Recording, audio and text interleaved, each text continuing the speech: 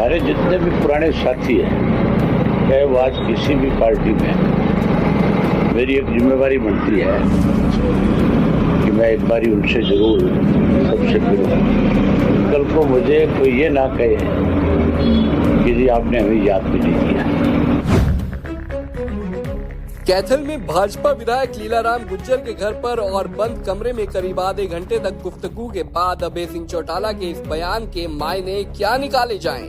क्या अभय सिंह चौटाला शिष्टाचार भेंट करने के बहाने अपने पुराने साथियों को घर वापसी कराने की कवायद में तो नहीं जुटे हैं?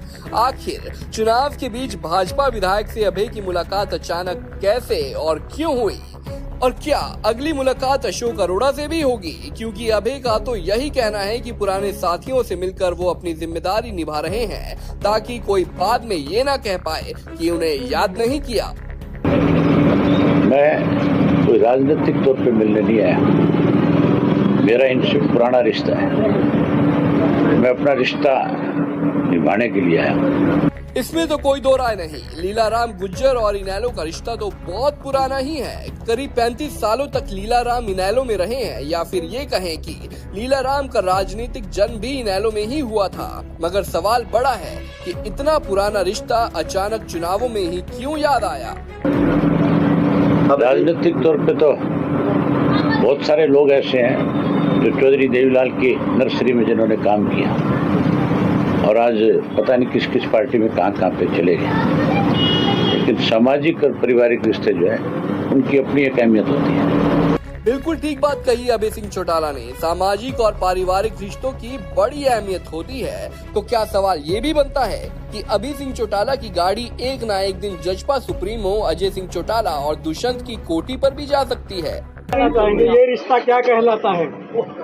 नहीं भाई, ये रिश्ता तो बहुत पुराना है। कई वर्षों से अलग अलग राह पर चल रहे किसी नेता के पुराने रिश्ते जब चुनावी माहौल के बीच एकजुट दिखाई दे और खबरों की सुर्खियां बनने लगे तो सियासत का गर्म होना लाजमी है। आज कैथल में भी कुछ ऐसा ही दिखा जब इनेलो प्रदेशाध्यक्ष रामपाल माजरा के साथ पार्टी के प्रधान महासचिव अभय सिंह चौटाला अचानक भाजपा विधायक लीलाराम गुज्जर के आवास पर पहुंच गए और इस दौरान अभय और लीलाराम के बीच बंद कमरे में करीब आधे घंटे तक बातचीत हुई।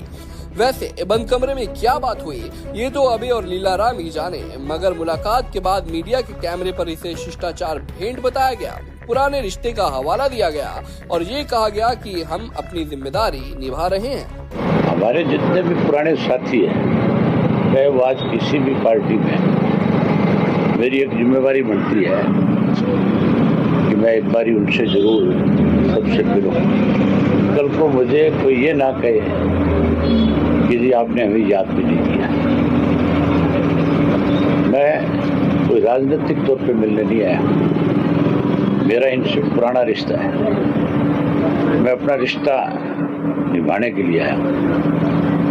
राजनीतिक तौर पे तो बहुत सारे लोग ऐसे हैं जो चौधरी देवीलाल की नर्सरी में जिन्होंने काम किया और आज पता नहीं किस किस पार्टी में कहाँ पे चले गए। लेकिन सामाजिक और पारिवारिक रिश्ते जो है उनकी अपनी एक अहमियत होती है।